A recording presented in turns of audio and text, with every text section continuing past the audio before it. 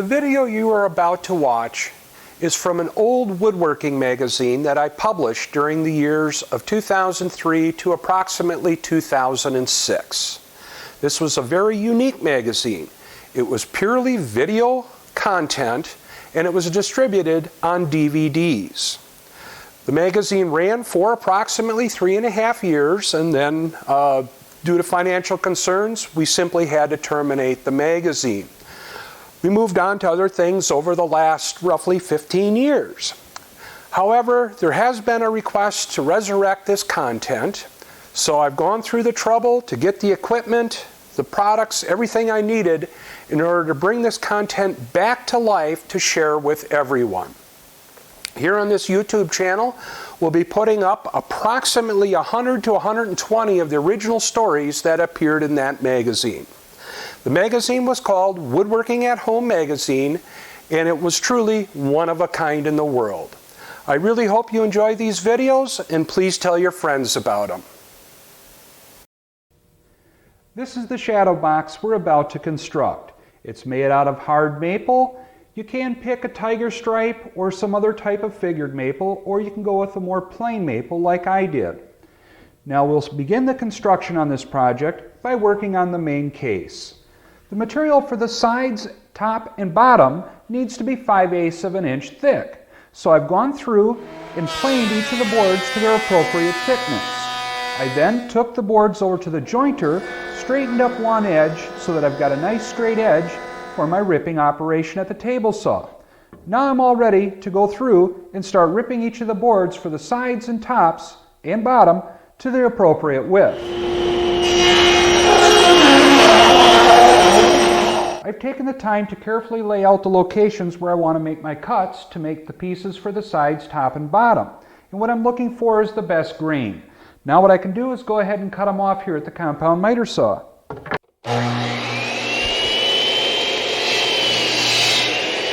To cut the bevel on the front edges of the top and bottom, I've moved my fence to the other side of the blade and tilted the blade over at about 37 degrees, maybe just a little bit more.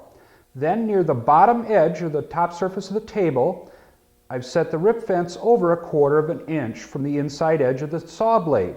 Now we can go ahead and cut that bevel.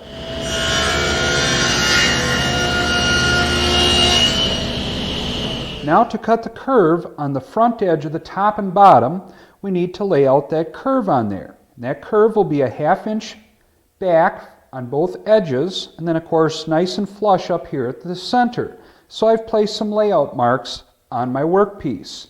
Now one of my favorite layout tools is what I call a bow, and it's just like a bow and arrow bow, a thin strip of wood with a string on it. You draw tension on that string and you can vary the curvature. Now what I'll do is I'll place the bow on top of my board that we want to cut that radius on, or that curve, and I'll line up those 3 control points. I can use the one as a template to draw the curve on the other one. When cutting that curve, I'm going to make sure I leave the layout line on the piece because I will have to sand that up to smooth it out.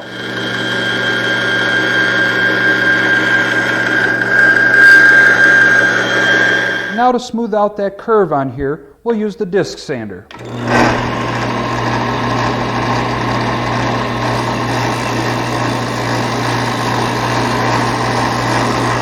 Here at the router table, I've installed a 1/4 inch diameter solid carbide router bit. I've raised it up 1/4 inch above the table, and because on our top and bottom we have to make a stopped cut, what I'm going to do is I'll slide the 2 pieces of wood here, this is actually the top and bottom, up against the router bit. And what I want to do is transfer the leading and trailing edges of the router bit and make a mark, transfer that mark up onto my fence. I know where the leading and trailing edge of that router bit is. So what I can do, I can bring my piece down on top of the router bit, feed across, stop at the leading edge of the router bit, and then lift the piece of wood off. And that will give me a stopped dado.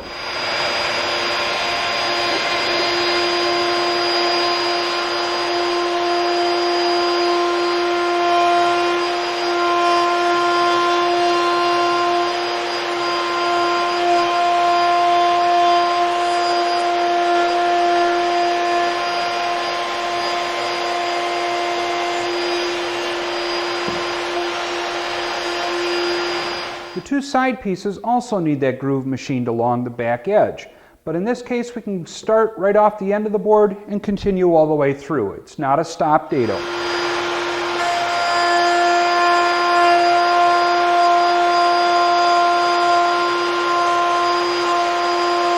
The sides of our cabinet need to have a series of holes drilled in it to support the shelves. Now to do that, I'll be using a piece of perforated hardboard as a template to drill these holes. So now what I'll do is I'll take this template and use double-faced tape to hold it onto the side of our cabinet. I've got a stop set on the end to help me line that edge up, and then I'll just line one edge of this template flush with one edge of my board. Over here at the drill press, I've installed one of those self-centering drill bits that's used for installing hinges. This particular unit has a 7/64 diameter drill bit. Now I've set my depth stop so that I'm only drilling in about 5/16 of an inch into the edge of the board.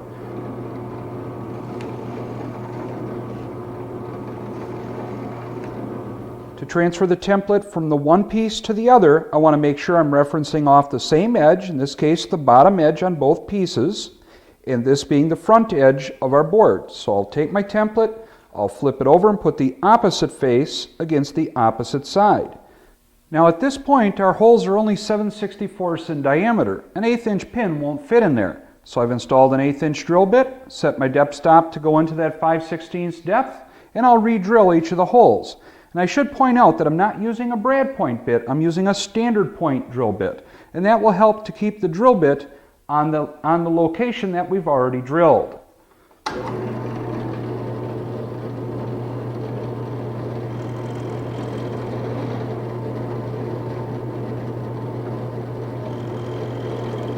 Now you can go out and purchase 1/8 inch diameter by 5/8 inch long dowel pins at some industrial supply houses. However, if you can't do that because there isn't one in your area, you can make your own shelf pins out of 1/8 inch brass rod.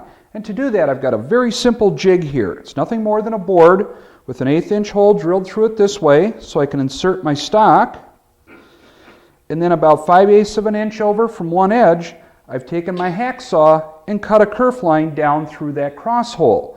Now all I need to do, slide my piece in and saw it off to length.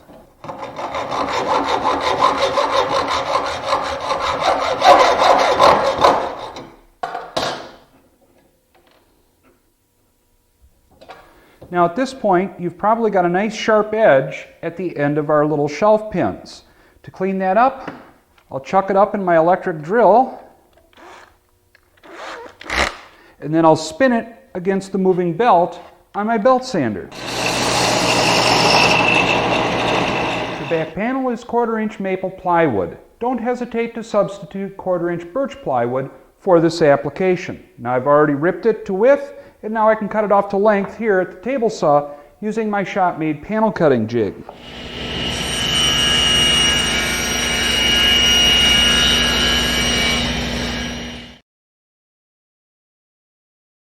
With the case out of the way, now we can turn our attention to working on the door. I've already selected the material that I'll be making the stiles and rails of for the door. Now it's just a matter of starting out by ripping each of the pieces to their proper width.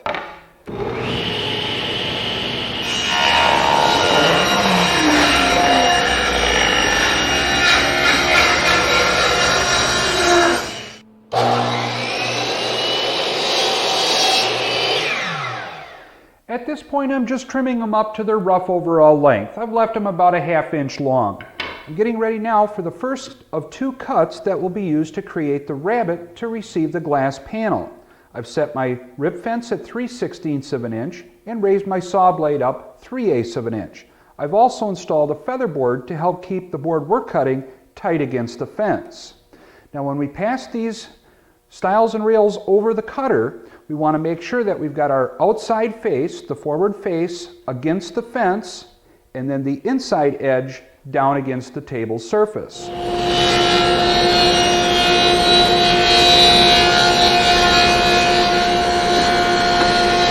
And now for the second cut to complete that rabbet. I've set my rip fence at 7/8 of an inch and raised the blade up to 7/16. Now we'll be passing the board through with the outside edge against the fence and the inside face against the saw table.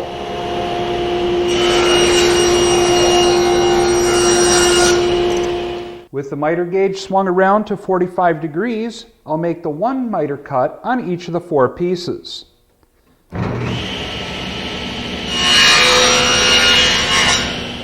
I'm getting ready now to cut the other miter joint. I've swung my miter gauge around to the other side of 45 degrees, and I've installed a stop block. Now, not only do we need to have these miters at exactly 45 for a good tight joint, but we have to make sure that the 2 opposing sides of our square are each identical lengths. So the top and bottom have to be exactly the same length, and the 2 sides have to be exactly the same length. And that's the importance of a stop block in this operation.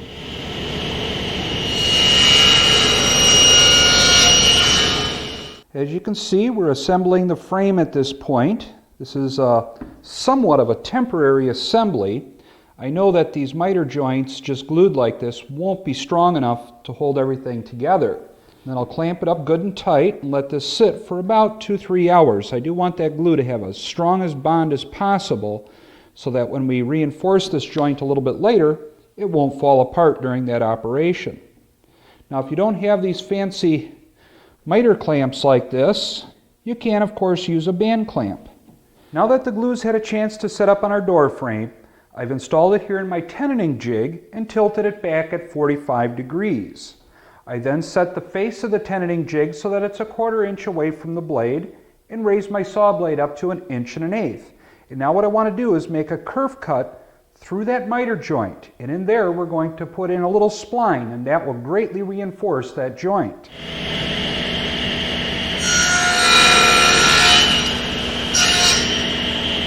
For the splines, to reinforce that miter joint, I'll be making mine out of maple. Now, of course, many woodworkers like to use a contrasting color of wood, such as walnut or wenge, for example, to make these splines. However, I want mine to be less noticeable, so I'm going to be using maple. Now, I've raised my saw blade up a little bit higher, and I've set it at 1/8 of an inch away from the blade, and we need that spline to be 1/8 inch wide to fit the kerf of my 1/8 inch saw blade. I've also installed a feather board, and that will help keep our board tight against the fence while we make this cut.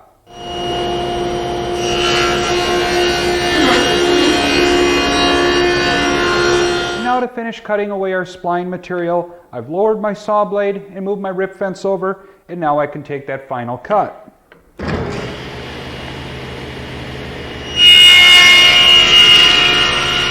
I then took my spline material and cut out some small triangles, and we can insert those into our kerf cuts. Apply a liberal amount of glue. Make sure you cover the surface thoroughly. Slide it in place, and if needed, you can throw a clamp on there. Looking closely at both the left and right edges of the door, you'll notice that there's a very subtle detail here.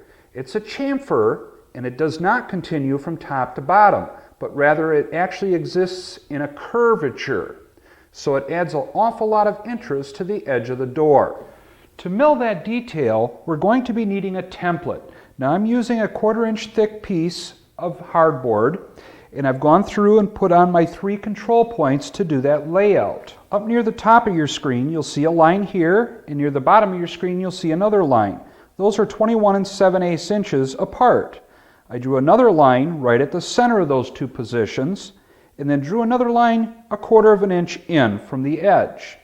Then I drew tension on that bow until I got the curvature to meet up at these 3 points.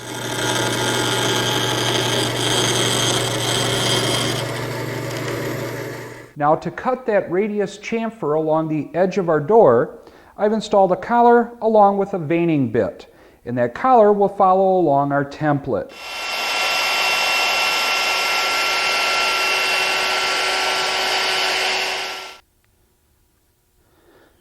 No magic powers here, just a couple of magnets that are very, very strong, and they're called rare earth magnets. They're about 1/8 inch thick and about 5/16 inch in diameter, and we're going to use these as our door catch to hold our door closed. Now, as a fair warning, if you use a pacemaker, you may not want to use these magnets. According to the warning label, you should avoid using these high-powered magnets around pacemakers. To install these magnets, I've drilled two 3/8 inch diameter holes about 1/4 inch deep. And those are about 4 inches up from each end. 2 holes in the side, 2 holes in the stile of the door. Now what we're going to do is glue these inside that hole and then plug it up with a piece of maple. Here at the drill press you can see I've installed a plug cutting bit, and it's a 3/8 inch plug cutter. Now I'll go ahead and drill a series of plugs that are at least 1/8 inch thick.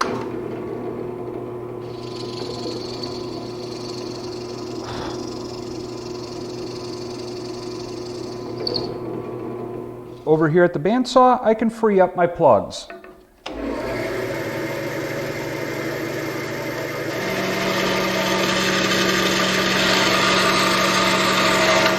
Now we do want to make sure that we get these magnets in their proper orientation so that they hold the door shut instead of opened. So be very careful on this operation. And then a little bit more glue, and then we'll put the plugs in on top. We'll let the glue dry and sand them up flush. For hinges, I'm using brass butt hinges. I'll be setting them up so that they're 2 inches up from the bottom and 2 inches down from the top. And they will have to be mortised in, so I'll be using my mortising jig that I've built a number of years ago and continue to use it to this day.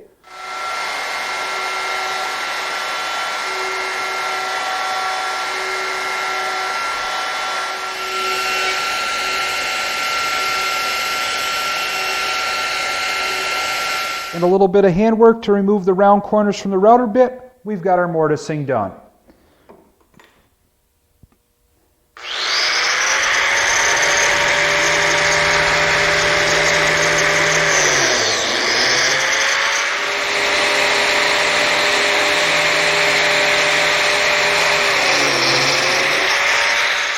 Because these two biscuit slots will establish the width or the separation between the two sides, it was very important to carefully set the distance for the fence on the biscuit joiner to position that slot. In fact, I was so careful with it, I even set it up on a scrap piece of wood first to make sure I get that slot in exactly the right position.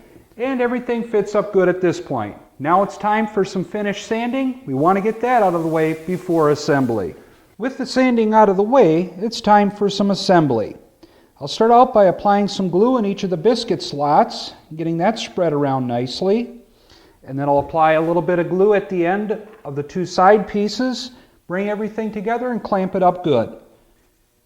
No glue on the back panel, just let it float.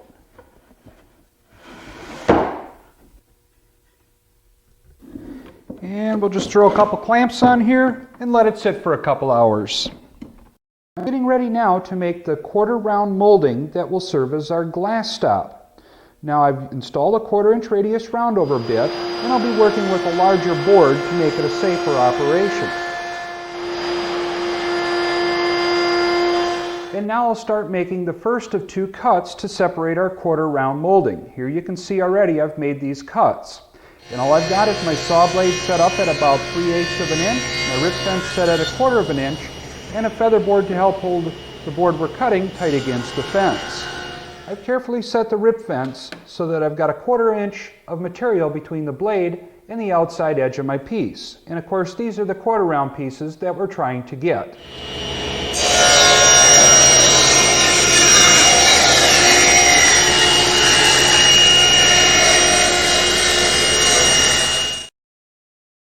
For my door pull, I've selected wenge as my hardwood. It's a nice dark African wood and it'll provide a nice contrast against our light maple cabinet.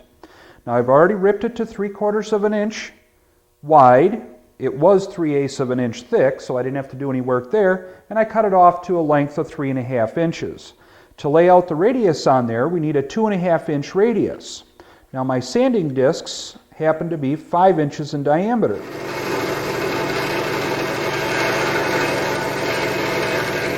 And now we can refine the shape here at the disc sander.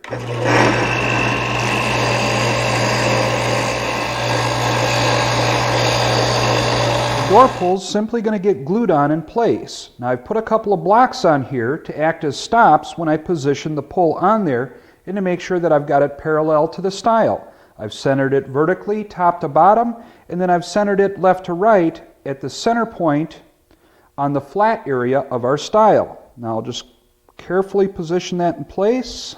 Now with it clamped securely in place, I'll let it sit for about 10 or 15 minutes, and then I'll remove my stop blocks, and I'll check for glue squeeze out and clean it up if necessary. The finish that I've selected is a tung oil, and I'm just going to flood it on the project generously, get it good and wet. I'll let it soak in for about 5 or 10 minutes, wipe off the excess with a dry rag. Then I'll sand lightly between coats, and I'll probably apply about 3 or 4 coats of the tung oil. When working with tung oil, I find that this step is probably one of the most critical, in that you want to wipe off all the excess so that you have an even sheen. Or perhaps we should rephrase that to an even dullness. You don't want to leave any puddling or very wet spots, because those will dry much different and your finish will look much different in those spots. My glass supplier suggested that we use 1/8 inch thick glass for the door panel. So they've cut that out for us, and now we're installing that using this 1/4 round molding. And I'll be cutting it to length over at the table saw. I've already got 3 pieces fit in. Now I can mark the last piece for length, cut it off, and we can finish installing the glass. And we can tack the 1/4 round molding in place with some micro pin nails. If you don't have a pin nailer, you can use a couple of drops of a silicone adhesive to help hold this in place. After carefully marking the hole locations for the hinges, we can drill those out, being very careful not to drill through to the front of the frame. And we can tighten up the screws using a screwdriver. Now the only thing left to do is to find a place in your home to hang the shadow box on the wall somewhere. Then to take some of your favorite pieces and proudly display them in the shadow box. I'm Chris DeHut. Thanks for watching. I sincerely hope you enjoyed watching this video. If you truly enjoyed it, please help us share this information with the rest of the communities.